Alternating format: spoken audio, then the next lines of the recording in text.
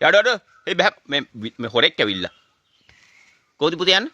නෑ මහත්තයා මේ පොල් ගෙඩියක් කරා ගන්න ගහට පොල් කඩා කන්නේ ඉතින් අහලද පොල් කඩන්නේ?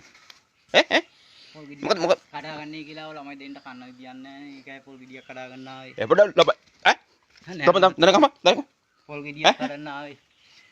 මොකද කේස් එක? ළමයි දෙන්න කන්න විදියක් නෑ. පොල් ගෙඩියක් කඩන්න ආවේ මහත්තයා. පොල් නැත්තේ කන්න. නෑ දැන් ඔයාලා හරි කීයක් ඕන සල්ලි ඕනද? සල්ලි කීයක් කන්න ඒකයි ආවේ. එහෙම.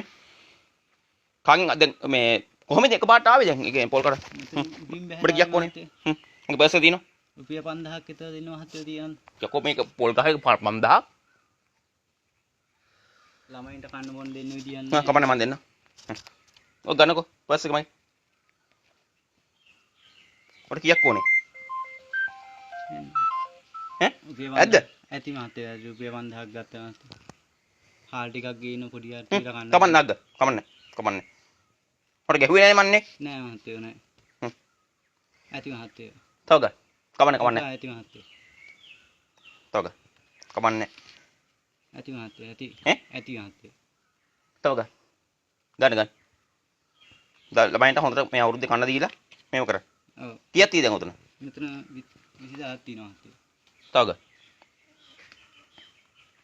ගන්න. කමන්නේ. දැන් කීයක් තියෙයි? 30ක් තියෙනවා. ඇද්ද ඔය? ඇති මහත්තයා. තව ගන්න. එපා ඇති මහත්තයා. නෑ මට මනෙක් ගලක් කමල සාන්දි හම්බුණා මේ දවස්වල. අවුල හිත හොඳ හින්දා අවුලක් නෑ. තව ගන්න.